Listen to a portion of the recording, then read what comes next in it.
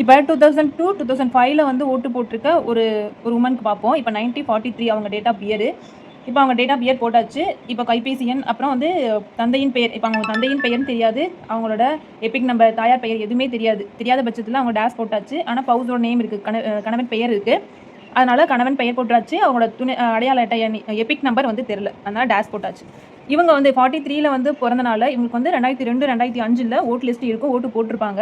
அதனால் இப்போ அவங்களோட பேர் என்ன சிறங்காய் போட்டாச்சு. அவங்களோட ஓல்டு எபிக் நம்பர் இங்கே அவங்க அடையாள அட்டை, அதாவது பழைய அடையாள அட்டை வச்சுருக்காங்க, அதில் வந்து எபிக் நம்பர் இருக்குது. அது மட்டும் இல்லாமல் இந்த கலர் நியூ ஓல்டு அண்டு இருக்குது, நியூ இருக்குது, ஓல்டு இருக்குது. இந்த ஓல்டு எபிக் நம்பர் இதை பார்த்து எழுதிக்கலாம், இல்லை வந்து இவங்க வச்சுருக்காங்க, அதனால் இதை பார்த்து எழுதிப்போம். 0183576 அவ்வளோதான். கீழே வந்து பார்த்திங்கன்னா உறவின் முறை. இந்த உறவின் பெயர் வந்து பார்த்திங்கன்னா இங்கே என்ன மென்ஷன் பண்ணியிருக்காங்க, இப்போ வந்து பழனிசாமி. கீழே வந்து உறவு முறை. இந்த லேடிக்கு இவங்களுக்கு என்ன உறவு முறைன்னு பார்த்தீங்கன்னா கணவர். மாவட்டம் அதேமாரி கரூர், மாநிலம் தமிழ்நாடு, தொகுதியின் பெயர் சட்கரூர்.